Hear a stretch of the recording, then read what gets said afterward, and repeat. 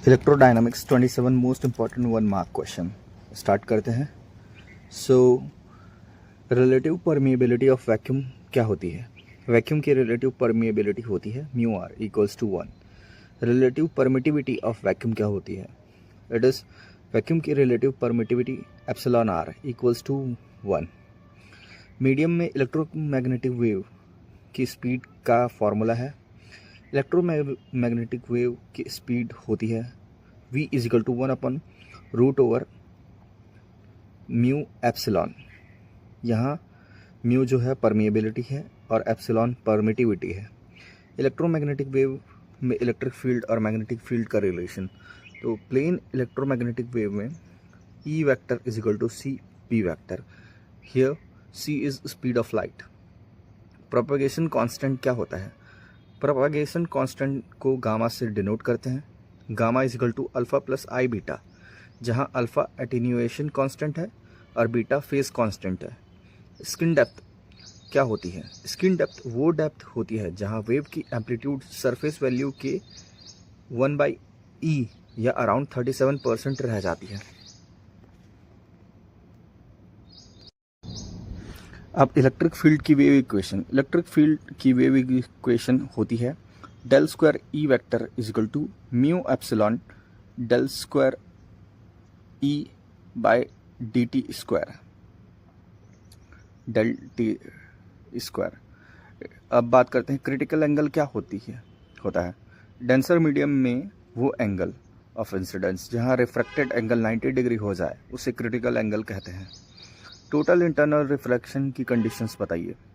तो total internal reflection तब होता है जब लाइट डेंसर से रेयर मीडियम में जाए और इंसिडेंस एंगल क्रिटिकल एंगल से बड़ा हो। Mathematically n1 is greater than n2 and I greater than theta c। Then Brewster angle क्या होता है? वो एंगल ऑफ इंसिडेंस जहाँ reflected light completely plane polarised हो जाए उसे ब्रेविस्टर एंगल कहते हैं। Then we have Brewster law. Brewster law के हिसाब से tan theta B equal to n2/n1। Fresnel equation क्या बताती है? फ्रेशनल इक्वेशंस रिफ्लेक्शन और ट्रांसमिशन कोफिशिएंट प्रोवाइड करती हैं eight N interface. Group velocity define करो। Group velocity is equal to Vg equal to D omega by D K. Phase velocity define करो। Phase velocity मतलब Vp is equal to omega K. Then we have relativistic electrodynamics. Lorentz transformation क्या है? Lorentz transformation दो inertial frames के space और time coordinate के relation को describe करता है।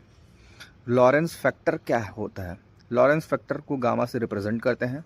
Gamma is equal to 1/√1 minus v²/c²।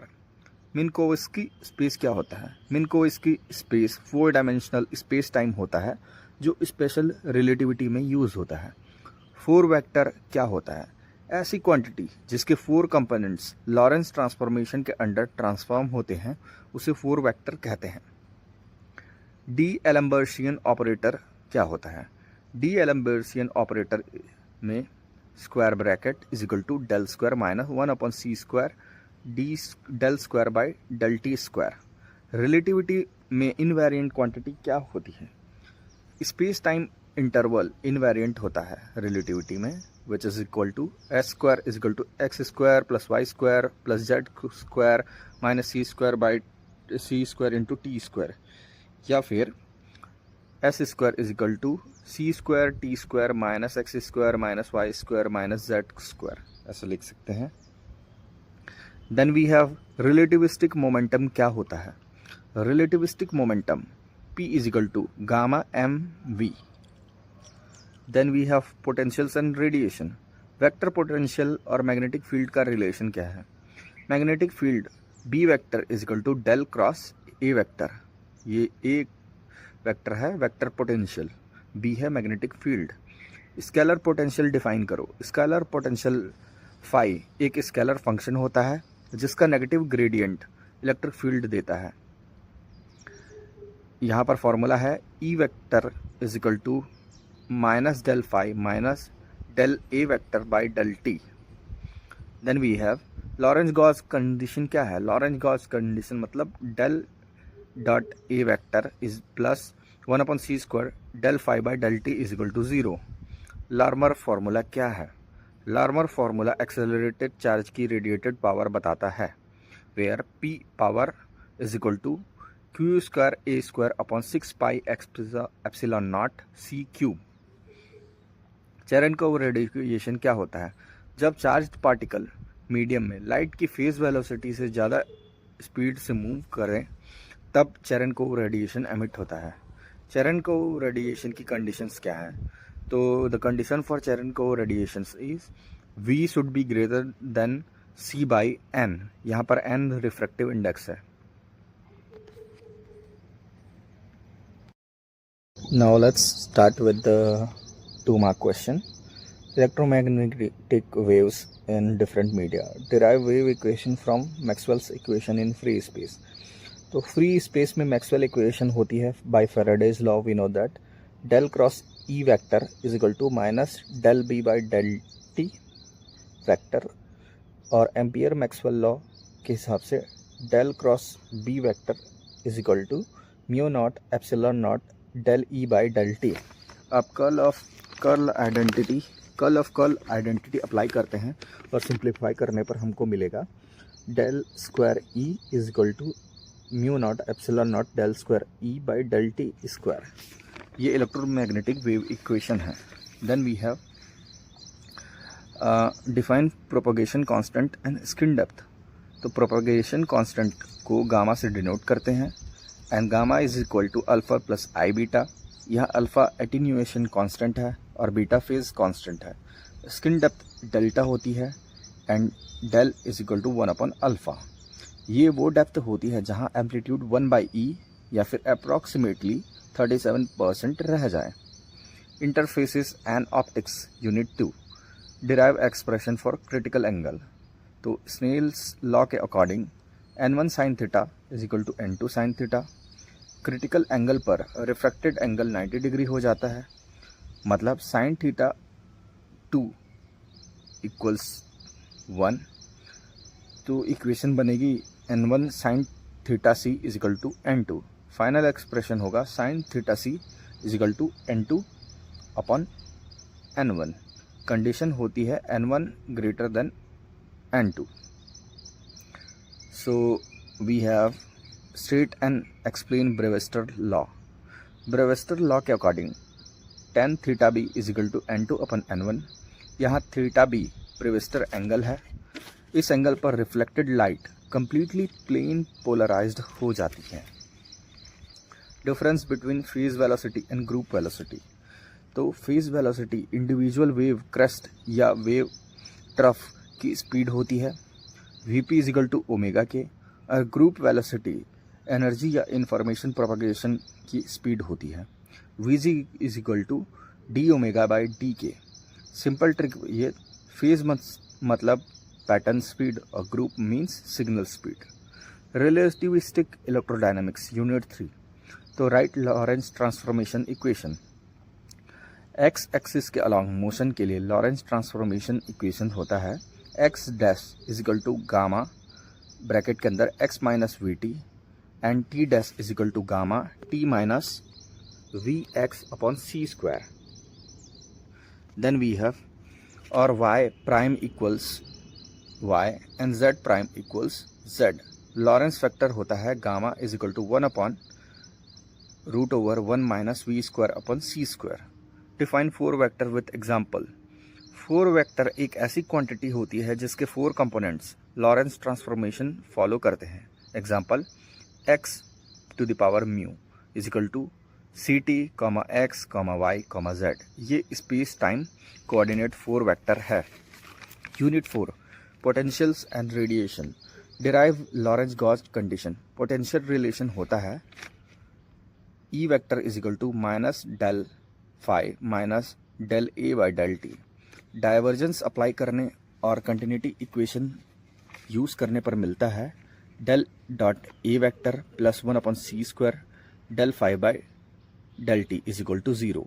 इसी को लॉरेंस गॉस कंडीशन कहते हैं। State Larmor formula. Larmor formula accelerated charge की रेडिएटेड पावर बताता है। P is equal to Q square A square upon 6 pi epsilon naught C cube. यहाँ Q charge है और A एक्सेलरेशन है। ये फार्मूला नॉन रिलेटिविस्टिक केस के लिए वैलिड होता है, मतलब वेलोसिटी लाइट स्पीड से काफ़ी कम होनी चाहिए। Thank you. So now we'll deal with obtain the wave equation for electromagnetic waves in a non-conducting isotropic dielectric medium and discuss its properties, deduce the velocity of wave and the relation between E vector and B vector। तो हम एक homogeneous isotropic और non conducting dielectric medium consider करते हैं। यहाँ sigma equals to 0, charge density rho equals 0 and current density J equals 0। Medium की permittivity epsilon है और परमिएबिलिटी म्यू है। Step 2 is Maxwell equation in medium. इस मीडियम में मैक्सवेल्स इक्वेशंस बनेंगी by Gauss law for electricity, del dot E vector is equal to 0, Gauss law of magnetism, del dot B vector is equal to 0, Faraday law, del cross E vector is equal to minus del B vector by del T. Then we have Ampere Maxwell's law, that is del cross B vector is equal to mu epsilon del E vector by del T. फिर step 3 है derivation of wave equation for electric field. अब Faraday's law का curl लेते हैं, जिसमें del cross bracket के अंदर del cross E vector is equal to minus del by del T del cross B vector bracket के अंदर में रहेगा। अब वेक्टर आइडेंटिटी यूज करेंगे, del cross E is equal to del bracket के अंदर del dot E minus del square E. Since divergence of E 0 है, equation simplify हो जाएगा, minus del square E vector is equal to minus del by del t bracket के अंदर हो जाएगा del cross B vector. अब Ampere Maxwell law substitute करते हैं, del square E vector is equal to mu epsilon del square E by del T square. ये electric field की electromagnetic wave equation है। अब बात करेंगे step 4 wave equation for magnetic field. Similarly magnetic field के लिए भी डेरिवेशन करने पर मिलता है, del square B vector is equal to mu epsilon del square B vector by del T square. ये मैग्नेटिक फील्ड की वेव इक्वेशन है। तो अब प्लेन वेव सॉल्यूशन। अब मान लो वेव प्लस z डायरेक्शन में ट्रैवल कर रही है, इलेक्ट्रिक फील्ड हो जाएगा E vector is equal to E naught vector sine omega T minus k z. तो वेव इक्वेशन सेटिस्फाई करने के लिए k is equal to omega root over mu epsilon. फिर स्टेप 6 है वेलोसिटी ऑफ इलेक्ट्रोमैग्नेटिक वेव। तो phase velocity होती है v is equal to omega by k. अब k की वैल्यू सब्स्टिट्यूट करते हैं, तो v is equal to 1 upon root over mu epsilon. ये इलेक्ट्रोमैग्नेटिक वेव की वेलोसिटी है डाइलेक्ट्रिक मीडियम में। अब बात करते हैं step 7 relation between E and B। Plane wave के लिए फैराडे लॉ यूज करते हैं, फाइनली रिलेशन मिलता है B vector is equal to 1 upon V bracket के अंदर k cap cross E vector. यहाँ k हैट प्रोपगेशन डायरेक्शन का यूनिट वेक्टर है। Magnitude relation E naught upon B naught is equal to V, मतलब electric field और magnetic field mutually perpendicular होते हैं। Step 8 important properties of plane electromagnetic wave. Property 1 electromagnetic wave transverse होती हैं, E vector और B vector और propagation direction तीनों mutually perpendicular होते हैं। प्रॉपर्टी 2 ये नॉन मैकेनिकल वेव है, इसीलिए प्रोपगेशन के लिए मटेरियल मीडियम ज़रूरी नहीं होता। प्रॉपर्टी 3 इलेक्ट्रोमैग्नेटिक वेव्स एनर्जी और मोमेंटम कैरी करती हैं। Energy density U is equal to 1/2 bracket के अंदर epsilon E capital E square plus B square upon mu. Property 4 wave impedance need eta is equal to root over mu upon E, इसको intrinsic impedance भी कहते हैं। Final conclusion, thus electromagnetic waves in a non-conducting isotropic dielectric medium satisfy wave equation for E and B fields। wave velocity होती है v is equal to 1 upon root over mu epsilon, और E और B field का relation है B vector is equal to 1 upon v bracket के अंदर k cap cross E vector. So the question is, derive the wave equation for electromagnetic waves in a conducting medium, obtain the propagation constant and discuss attenuation of the wave, define skin depth and obtain its expression। तो सबसे पहले we should consider a homogeneous isotropic conducting medium having conductivity sigma and the medium is characterized by epsilon, mu and sigma। तो medium, हम एक homogeneous isotropic conducting medium consider करते हैं। Medium की properties हैं permittivity epsilon, permeability mu and conductivity sigma. Maxwell equation in conducting medium, phasor form of में Maxwell equations होते हैं by Faraday law, del cross E vector is equal to minus i dot i omega B vector. Ampere Maxwell law, del cross H vector is equal to sigma plus i omega E epsilon into E. और divergence equations होते हैं del dot D vector is equal to 0 and del dot B vector is equal to 0।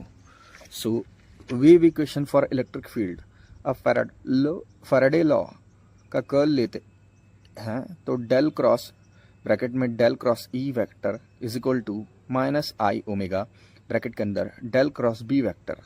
Vector identity use करते हैं, del cross E is equal to del bracket के अंदर del dot E minus del square E.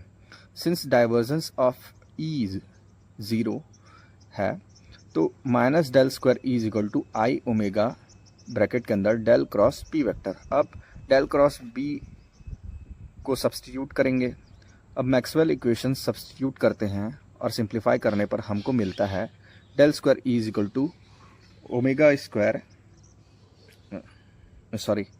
Del square E is equal to gamma square E vector, जहां gamma square is equal to I omega mu sigma minus omega square mu epsilon. ये conducting medium में wave equation है। अब wave equation for magnetic field, similarly magnetic field के लिए भी del square H vector is equal to gamma square H vector.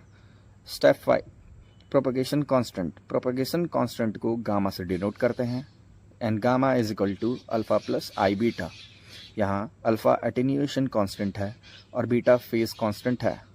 Good conductor के लिए sigma बहुत ग्रेटर होता है ओमेगा एप्सिलॉन से, तो gamma is approximately equal to 1 plus i root over omega mu sigma upon 2, और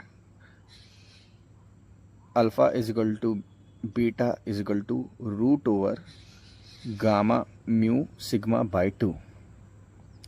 फिर step 6, attenuation of wave. Suppose plane wave plus z direction में ट्रैवल कर रही है। Electric field E vector is equal to E naught vector into epsilon to the power minus gamma Z. Gamma की value substitute करते हैं तो हमको मिलता है E vector is equal to E naught vector dot epsilon minus alpha Z into E minus I beta Z. यहाँ exponential term E power minus alpha Z amplitude को continuously decrease करती है, इसी को एटेन्यूएशन कहते हैं। Step 7, skin depth. Skin depth delta वो depth होती है जहाँ वेव एम्पलीट्यूड सरफेस वैल्यू के 1/e या अप्रॉक्सीमेटली 37% तक रिड्यूस हो जाता है।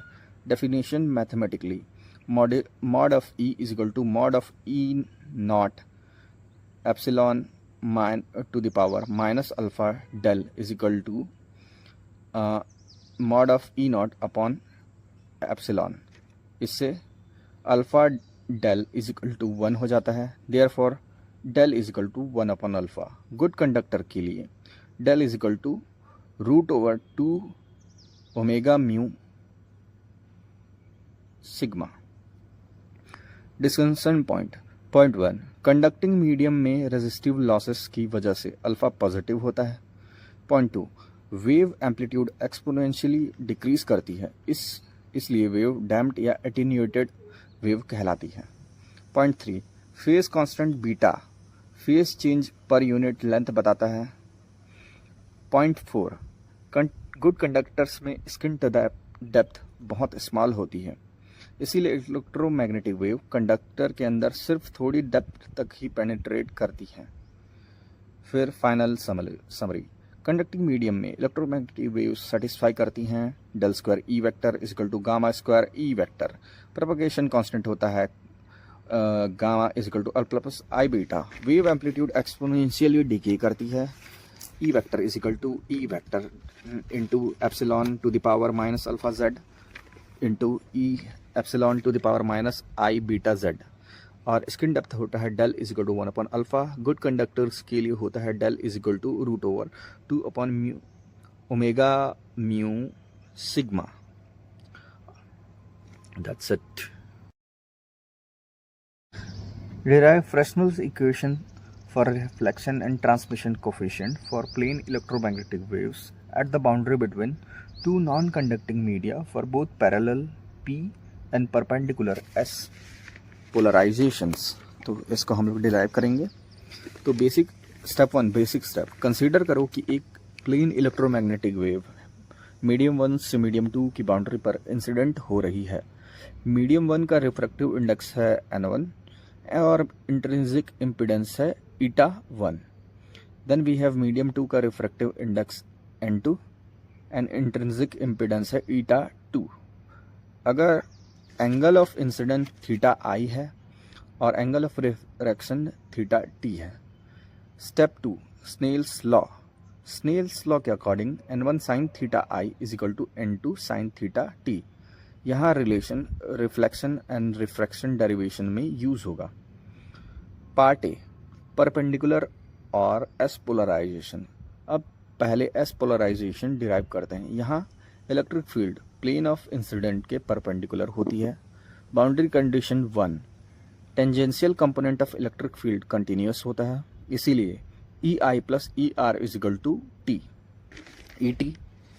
Then we have boundary condition 2, tangential component of magnetic field भी कंटिन्यूस होता है, इसीलिए प्लेन वेव के लिए H is equal to E by eta और फिर H I X plus H R Y is equal to H T x, ये हो जाएगा।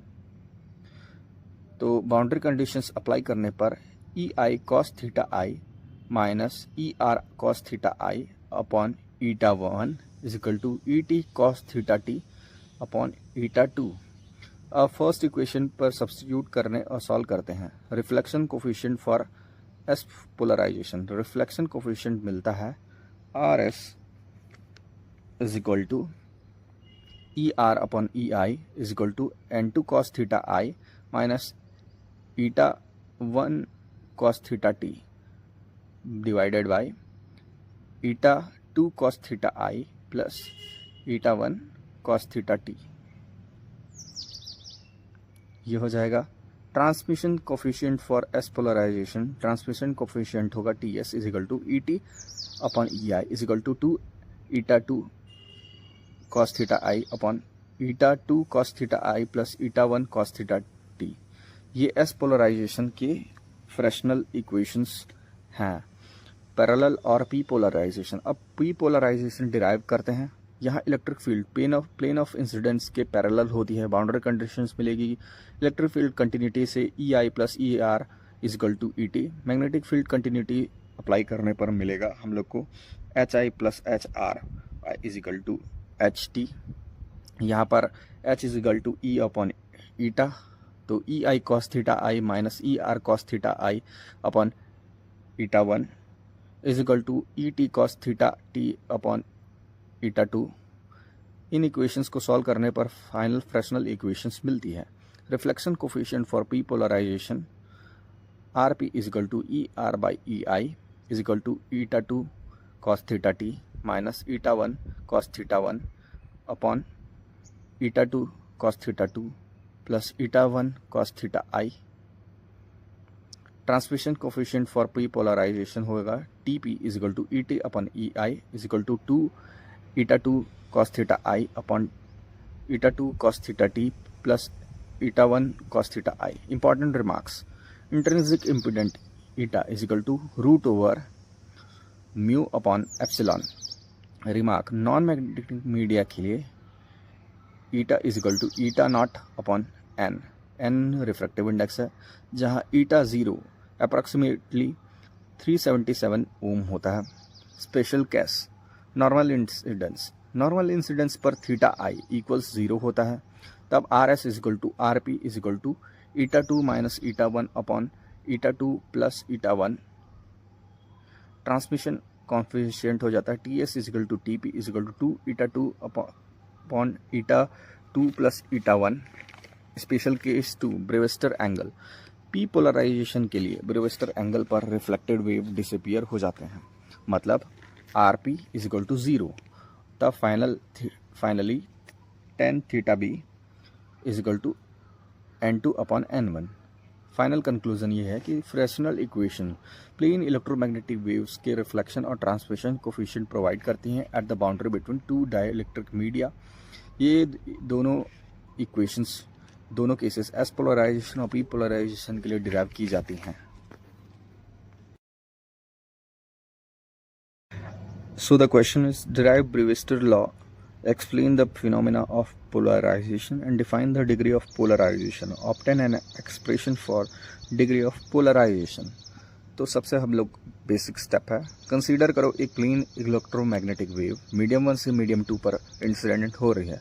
मीडियम 1 का रिफ्रैक्टिव इंडेक्स है n1 और मीडियम 2 का रिफ्रैक्टिव इंडेक्स है n2। Angle of incidence theta i है, angle of refraction theta r है और angle of refraction theta T है। Part A, Brewster law, Brewster angle definition. जब reflected ray completely plane polarised हो जाए तब उस एंगल ऑफ इंसिडेंस को ब्रेविस्टर एंगल या थीटा बी कहते हैं। Fresnel equation for P polarization. P polarization के लिए रिफ्लेक्शन कोफिशिएंट होता है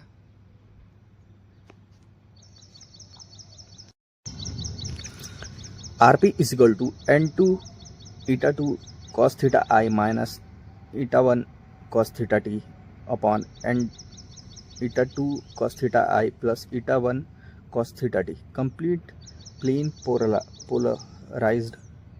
कंप्लीट पोलराइजेशन के लिए रिफ्लेक्टेड वेव वैनिश हो जाती है, मतलब R P is equal to 0, इसलिए न्यूमरेटर 0 हो जाएगा। n2 cos theta I is equal मतलब eta 2 cos theta I is equal to eta 1 cos theta T. अब step 2 bye use Snell's law, eta 1 sine theta I is equal to n2 cos sine theta T. अब previous equation को Snell's law से divide कर देते हैं, so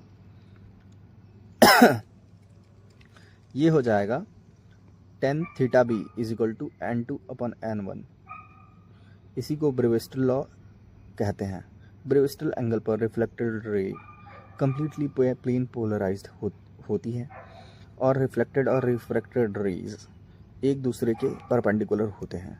part B, polarization definition. Polarization वो phenomena है जिसमें लाइट वेव के इलेक्ट्रिक फील्ड वेक्टर की वाइब्रेशन को एक पर्टिकुलर डायरेक्शन या प्लेन तक रेस्ट्रिक्ट कर दिया जाता है।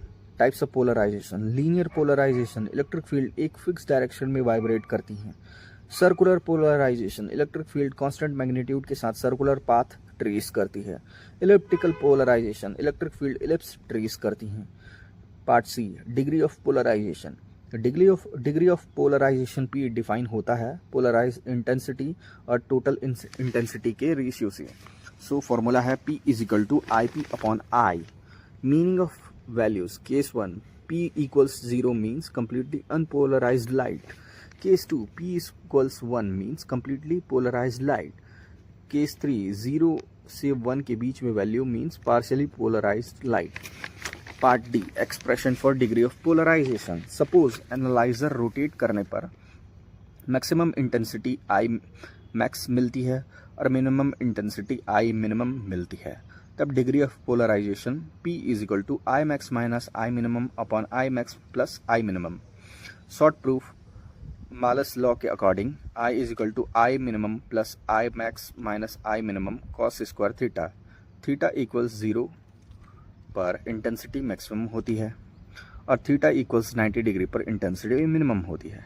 कंपैरिजन करने पर फाइनल एक्सप्रेशन मिल जाता है।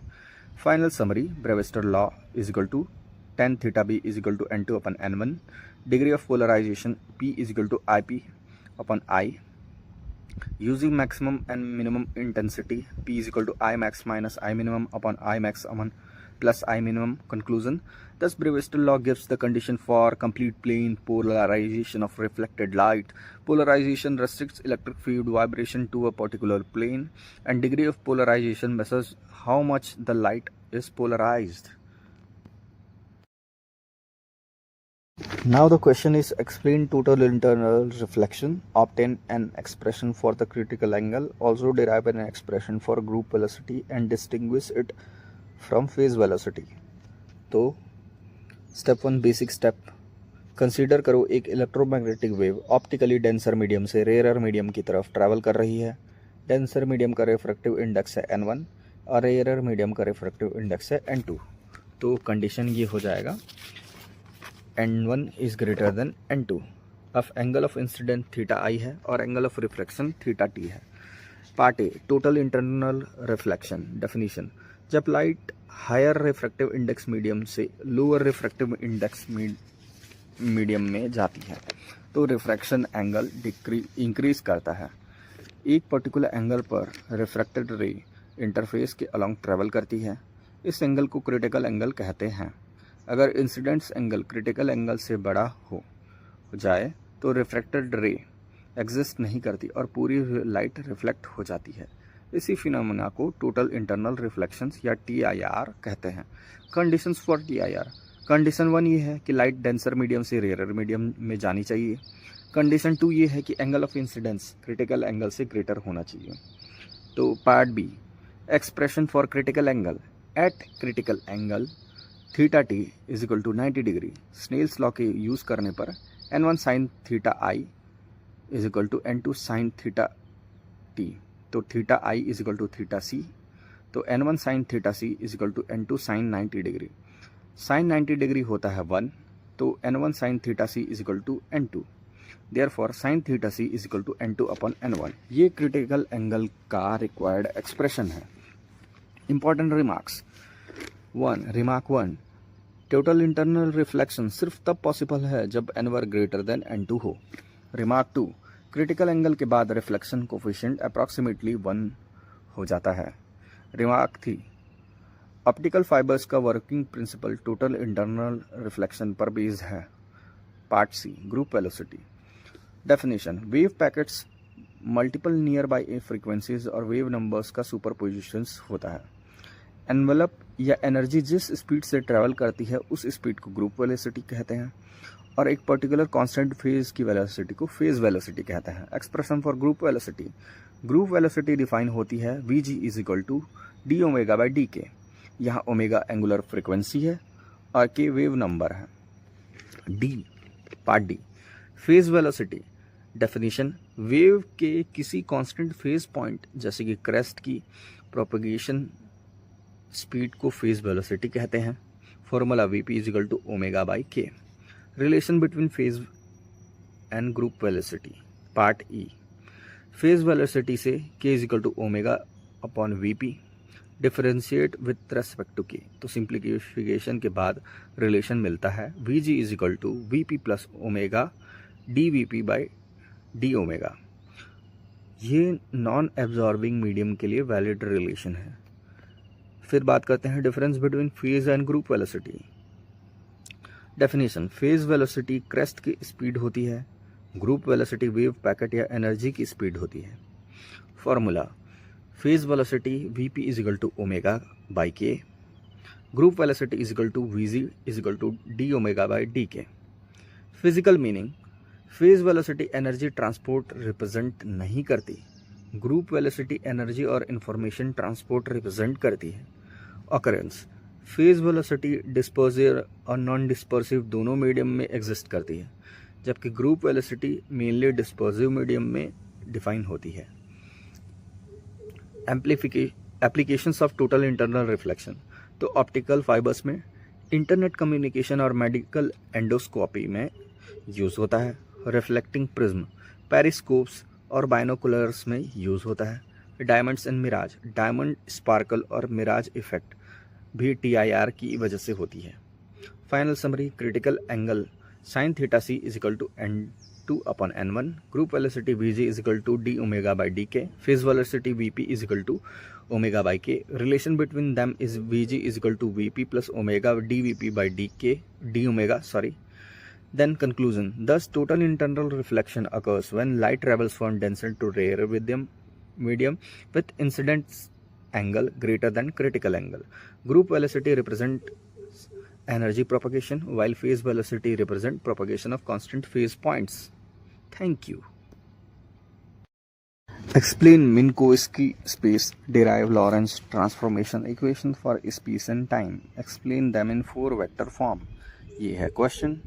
अब हम बात करते हैं। सबसे पहले स्टेप 1, कंसीडर करो दो inertial frames S frame x y z t और S prime frame x prime y prime z prime t prime. S prime frame constant velocity v से प्लस पॉजिटिव x डायरेक्शन में move कर रहा है relative to S frame. Initially at t equals t prime या फिर t equal to t dash equals 0, दोनों origin coincide करते हैं। Part A, Minkowski space. Minkowski space एक 4 डायमेंशनल स्पेस टाइम है जहां इवेंट को 4 कोऑर्डिनेट से रिप्रेजेंट किया जाता है और ये है ct, x, y, z। Space time interval, Minkowski space में सबसे इंपॉर्टेंट क्वांटिटी होती है space time interval. Formula S square is equal to c square t square minus x square minus y square minus z square. ये quantity Lorentz transformation के under invariant हो रहती है।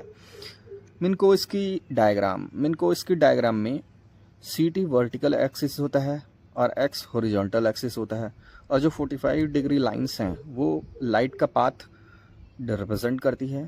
x is equal to plus minus ct, ये light cone को show करती है। फिर part B, derivation of Lorentz transformation. तो assume linear transformation, relativity principle और होमोजेनिटी के अकॉर्डिंग ट्रांसफॉर्मेशन लीनियर होनी चाहिए। अज्यूम करते हैं x dash is equal to A X minus V T और t dash is equal to B T minus we x upon C square. तो ये हो जाएगा step 2, time use invariance of space time interval. Space time interval दोनों frames में इन same होना चाहिए। तो C square T square minus X square minus Y square minus Z square is equal to C square T dash square minus X dash square minus Y dash square minus Z square. Substitute और compare करने पर मिलता है A equal to B equal to gamma, जहाँ Lorentz factor gamma is equal to 1 upon root over 1 minus v square upon C square. Final Lorentz transformation equation 10 final equation बन जाती है। For X coordinate is X dash is equal to gamma x minus vt and y dash is equal for time t dash is equal to gamma t minus vx upon c square और perpendicular direction unchanged रहती है। y dash is equal to y, z dash is equal to z। Part C, inverse Lorentz transformation. Frames interchange करने पर या velocity को minus v लेने पर inverse transformation मिलती है। मतलब x is equal to gamma bracket के अंदर x dash plus v t dash और t is equal to gamma t dash plus v x dash by C square. Lorentz factor discussion. Lorentz factor gamma is equal to 1 upon root over 1 minus v square upon c square. Important points क्या है? Gamma always greater than और equal to 1 होता है। अगर velocity small हो compare to c तो gamma approximately 1 हो जाता है। तब लॉरेंस ट्रांसफॉर्मेशन गैलीलियन ट्रांसफॉर्मेशन में रिड्यूस हो जाता है। फिर उसके बाद part d, 4 vector form, space time position 4 vector define करते हैं। x to the power mu is equal to c t x, y, z, और ट्रांसफॉर्म्ड फ्रेम में x dash mu is equal to c t dash x dash y dash z dash. Matrix forms of Lorentz transformation, तो Lorentz transformation को compact matrix form में लिखते हैं x dash mu is equal to a mu v x to the power v। यहाँ lambda Lorentz transformation matrix है या फिर जो a है। रिमार्क, मीन को इसकी स्पेस और टाइम को कंबाइन करके 4 डायमेंशनल कंटिन्यूम बनाता है। दूसरा, स्पेस टाइम इंटरवल इनवेरिएंट होता है under Lorentz transformation. Remark 3, Lorentz transformation same event के कोऑर्डिनेट्स को 2 इनर्शियल फ्रेम्स में रिलेट करती है। रिमार्क 4, अगर वेलोसिटी 0 की तरफ जाए गामा 1 हो जाती है और ट्रांसफॉर्मेशन क्लासिकल गैलीलियन फॉर्म में रिड्यूस हो जाता है। Final summary, space time interval s square is equal to c square t square minus x square minus y square minus z square. Lorentz transformations x dash is equal to gamma x minus v t dash is equal to gamma t minus we x upon C square, y dash is equal y, z dash is equal to z। Lorentz vector gamma is equal to 1 upon root over 1 minus v square upon C square. For vector form x dash mu is equal to gamma lambda mu v x v। Conclusion, thus Minkowski space provides a 4-dimensional space-time description of events. Lorentz transformation relate coordinates between moving inertial frames while preserving space interval. Thank you. Obtain the Lorentz-Gauss condition for electromagnetic waves and derive the wave equation satisfied by scalar and vector potentials. Write the generalized equation for potentials. तो दोस्तों, सबसे पहले electromagnetic potentials, electromagnetic fields को scalar potential phi और vector potential a के terms में express किया जाता है। Magnetic field relation, b vector is equal to del cross A vector, and electric field relation, E vector is equal to minus del phi minus del A vector by del T. Step 2, Maxwell's equation in terms of potentials. A, Gauss law के हिसाब से del dot E vector is equal to rho upon epsilon।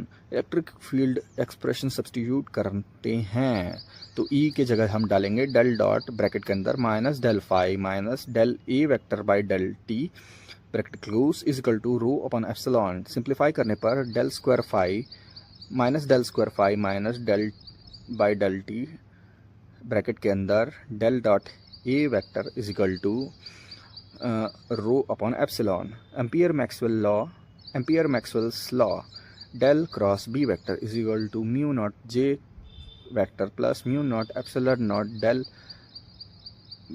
E vector by del T. तो अब B और E की value substitute करेंगे। B की value होगा डेल क्रॉस ए वेक्टर और E का होगा minus del phi minus del ए वेक्टर अपॉन डेल टी। तो ये इक्वेशन बन जाएगा डेल क्रॉस ब्रैकेट के अंदर del cross A vector is equal to mu naught j vector plus mu naught epsilon naught del by del t bracket के अंदर minus del phi minus del A vector by del t. Vector identity use करेंगे यहाँ पर। Vector identity del cross bracket के अंदर del cross A vector is equal to del bracket के अंदर del dot A vector minus del square a vector है। तो final equation हो जाएगा डेल ब्रैकेट के अंदर del dot A vector is equal plus mu naught epsilon naught del phi by del t minus del square a vector minus mu naught epsilon naught del square a vector by del T square is equal to mu naught j vector. Lorenz Gauss condition, अब potentials को ऐसे choose करते हैं कि del dot A vector plus 1 upon C square del phi by del T is equal to 0 हो जाए, जहाँ C square is equal to 1 upon mu naught epsilon naught. इसी को लॉरेंज गॉस कंडीशन कहते हैं। तो स्टेप 4 है wave equation for scalar potential. Lorenz Gauss को गॉस लॉ वाली इक्वेशन में सब्स्टिट्यूट करते हैं तो final result del square phi minus 1/c square del square phi by del T square is equal to minus rho epsilon naught. ये scalar potential की wave equation है, wave equation for vector potential. तो similarly vector potential के लिए equation simplify होती है del square a vector minus 1/c square del square a vector by del T square is equal to minus mu naught j vector. ये vector potential की wave equation है। Step 6 generalize equation for potentials.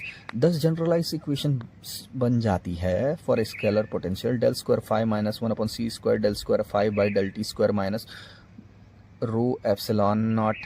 For vector potential del square a vector minus 1/c square del square a vector by del T square is equal to minus mu naught j vector. ये equation Lorenz Gauss condition के साथ use होती है। फिर step 7 physical significance. Lorenz Gauss scalar और vector potential equations को सिमेट्रिक बना देता है।